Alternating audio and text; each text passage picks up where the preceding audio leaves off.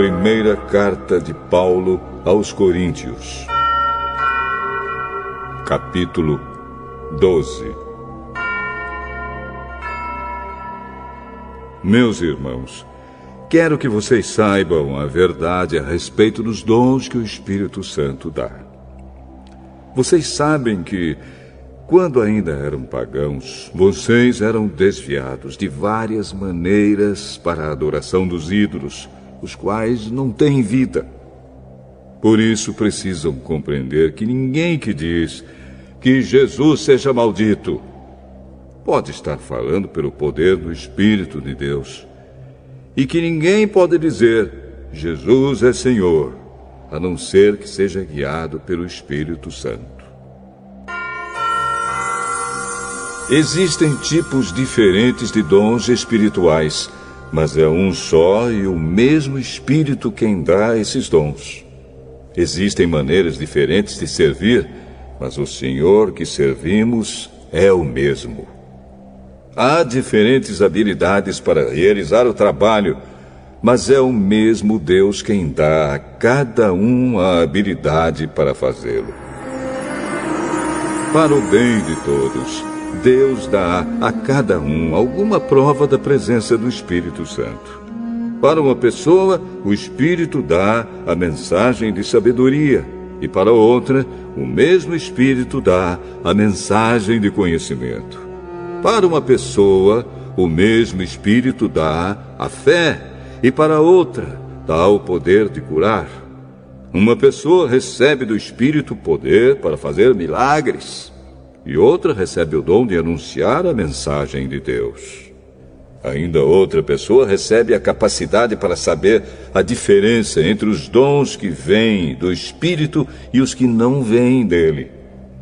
Para uma pessoa, o Espírito dá a capacidade de falar em línguas estranhas, e para outra, ele dá a capacidade de interpretar o que essas línguas querem dizer.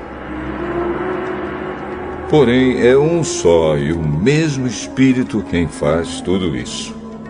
Ele dá um tom diferente para cada pessoa, conforme ele quer. Cristo é como um corpo, o qual tem muitas partes. E todas as partes, mesmo sendo muitas, formam um só corpo.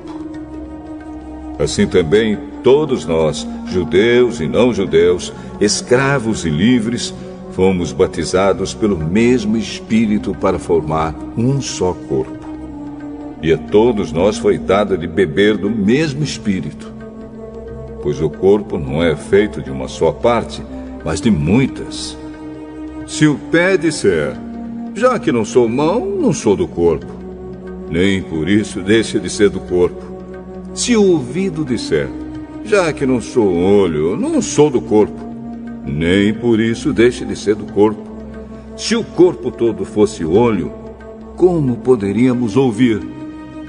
E se o corpo todo fosse ouvido, como poderíamos cheirar? Assim Deus colocou cada parte diferente do corpo conforme Ele quis. Se o corpo todo fosse uma parte só, não existiria corpo. De fato, existem muitas partes, mas um só corpo. Portanto, o olho não pode dizer para a mão, eu não preciso de você. E a cabeça não pode dizer para os pés, não preciso de vocês. O fato é que as partes do corpo que parecem ser as mais fracas são as mais necessárias.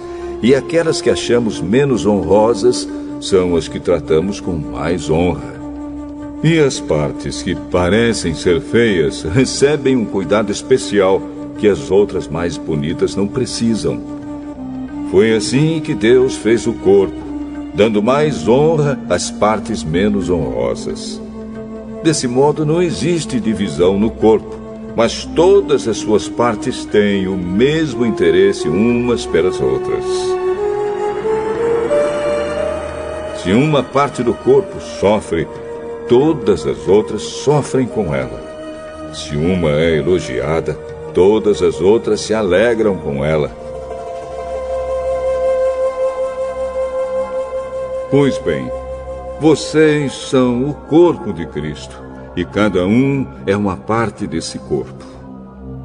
Na igreja, Deus pôs tudo no lugar certo. Em primeiro lugar, os apóstolos. Em segundo, os profetas. E em terceiro, os mestres. Em seguida, pôs os que fazem milagres.